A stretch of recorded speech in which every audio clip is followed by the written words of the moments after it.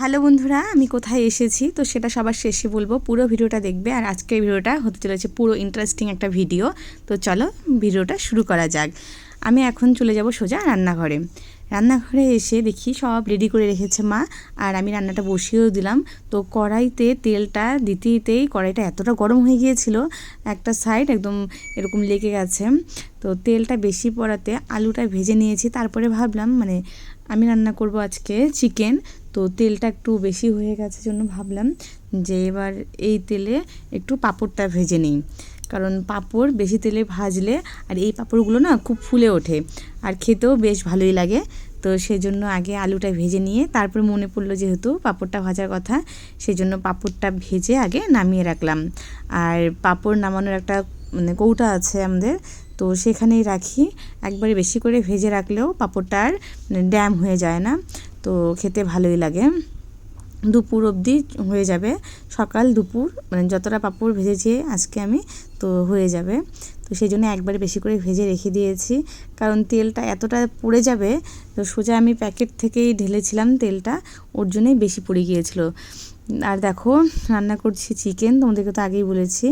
পুরো সোমবার দিয়ে বসিয়ে দিয়েছি। আর আজকে চিকেনটা কোনো রকম আমি ম্যারিনেট করে রাখিনি, একবারই ডাইরেক্ট দিয়ে দিয়েছি। আর টক দই দিয়েছি। চিকেনে টক দই দিলে গ্রেভিটা একটু আমার কাছে খেতে ভালোই লাগে। তোমাদের কার কেমন লাগে অবশ্যই কমেন্টে জানিও। আর টমেটো দিয়েছি, তোমরা হয়তো দেখেছো ভিডিওতে যে টুকরো টুকরো করা টমেটো আছে, বড় বড় টুকরো করা। একটা টমেটোকে আমি 2 টুকরো করেছি।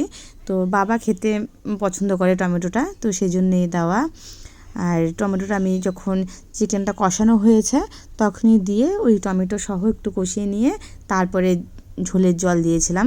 আর মিক্সিতে কী কী পেস্ট করে নিয়েছি সেটা আর বললাম না, কারণ তোমরা যা যা দাও আমিও তাই একই জিনিস দিয়েছি। আদা, রসুন, পেঁয়াজ, জিরা গুঁড়ো, তো এগুলো দিয়েই করেছি। আর সাথে করেছি ডাল, পুঁই শাক চচ্চড়ি সর্ষে বাটা দিয়ে, তো সেটা আর দেখালাম না। তো এবার তোমাদেরকে এক জায়গায় নিয়ে যাব, তো চলো ভিডিওটা কিন্তু স্কিপ করবে না, দেখতে থাকো। এই দেখো, এই ঢ্যাঁড়স ক্ষেতের কথাই বলেছি। আমাদের বাড়ির সামনে যে ঢ্যাঁড়স গাছগুলো লাগানো হয়েছিল, তো সেখানে আজকে আরও কয়েকটা ঢ্যাঁড়স তুলবো। অনেক কয়েকটা ঢ্যাঁড়স হয়েছিল, তো সেগুলো খাওয়া হয়ে গেছে। আর আজকে আরও কয়েকটা বড় হয়েছে, কাপড় মেলে দিতে এসে দেখলাম আজকে প্রচণ্ড রোদ উঠেছে, তাই অনেক কাপড় ধুয়েছি। আর কাপড়গুলো মেলতে এসে দেখলাম যে ঢ্যাঁড়সগুলো বেশ বড় হয়েছে। আর আজকে ঢ্যাঁড়সগুলো যদি আমি না তুলি কালকে সেগুলো বাড়তি হয়ে যাবে আর খেতে ভালো লাগবে না। ঢ্যাঁড়সগুলো কিন্তু ভাতে সেদ্ধ খেতে আমার ভালোই লাগে, তোমাদের কার কেমন লাগে জানিও। আমার কিন্তু ভাতে সেদ্ধ বেশ ভালো লাগে। এখানে দেখো যে ঢ্যাঁড়সগুলো ছোট ছোট আছে, তো সেগুলো তুললাম না, ওগুলো কালকে বড় হয়ে যাবে। এরকম নিজের হাতে ক্ষেতের জিনিস তুলতে কার কার ভালো লাগে অবশ্যই কমেন্ট করে জানাবে। আমার তো মনে হয় যে সবারই নিশ্চয়ই ভালোই লাগে, আমার তো বেশ লাগে। এই ধরো ঢ্যাঁড়স তোলা বলো, আর আমাদের যে বাড়িতে চাল কুমড়ো গাছ হয়েছে, তো সেই চাল কুমড়ো কিন্তু আমি তোমাদেরকে দেখিয়েছি। আরও অনেক হয়েছে চাল কুমড়ো, তো সেটাও তোমাদেরকে দেখাবো। আমার না বেশ ভালোই লাগে এরকম গাছে সবজি হয়ে থাকবে, সেগুলো ছিঁড়বো। আর শীতের দিনেও অনেক সবজি হয় আমাদের বাড়িতে, সবজি বলতে শাক পাতা, পালং শাক, লাপা শাক, এগুলো হয়, বাবা সব গাড়ে।